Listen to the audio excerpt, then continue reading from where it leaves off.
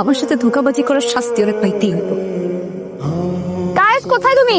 ওই পকেটের বাচ্চা, তোর এত বড় সাহস, তুই আমার বাড়ির সামনে আইসা আমার পোলারে নাম ধরে রাখতেছস? চেয়ারম্যান সাহেব, আপনার ছেলের আসতে বলেন।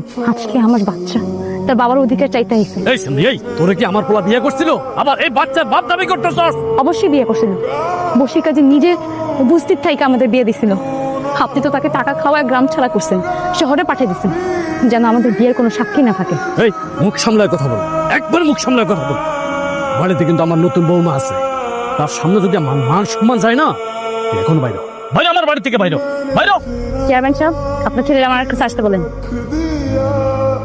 এই যে কায়েস সাহেব, আমি আপনার ভালোবাসার ধোকায় পড়া আপনার সন্তান আমার পেটে ধরছিলাম। পালায় যাওয়ার সময় একটাবারও কি আপনার আমার কথা মনে পড়ে নাই? এটাই আপনার বিবেক?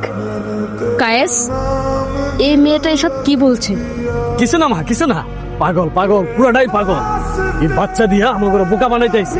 এই এটা, এখানে 50,000 টাকা আছে, এই 50,000 টাকা নিয়ে আমার বাড়ির সামনে থেকে যা। চেয়ারম্যান সাহেব, আপনার গোটা সম্পত্তি আমার নামে লেখা দিল, আমি আমার বাচ্চার অধিকার আজকে না নিয়ে দাম না। আমার সন্তান আপনার নাতি, আপনার ছেলের বৈধ সন্তান, আপনার তাদের মানতেই হইবে।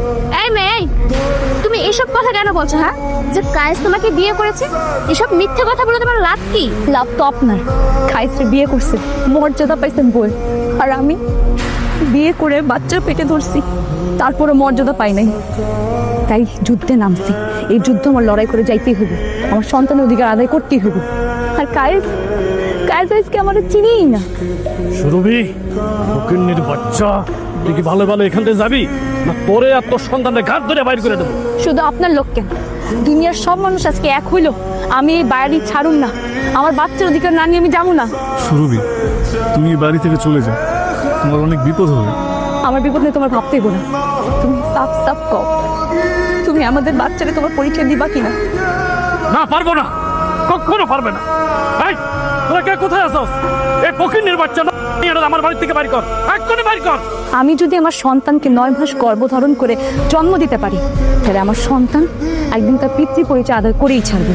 লতিফ চেয়ারম্যান, আপনার যত শক্তি আছে, যত মানুষ বল আছে, সব কিছু নিয়ে আপনি আগে আসেন আমার আর আমার সন্তানকে নিশ্চিহ্ন করার জন্য। আপনাদের মতো বড় বড় মানুষরূপী শয়তানদের বিরুদ্ধে যুদ্ধ করতে এই কিশোরী মা একাই যথেষ্ট।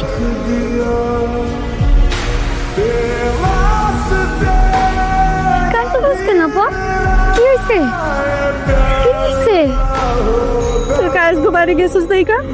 আব্বা আম্মার সাথে খুব রাগারাগি করছে। কই আব্বা আব্বা তো দেখতেছি না, বাড়ি এত শুনশান কেন?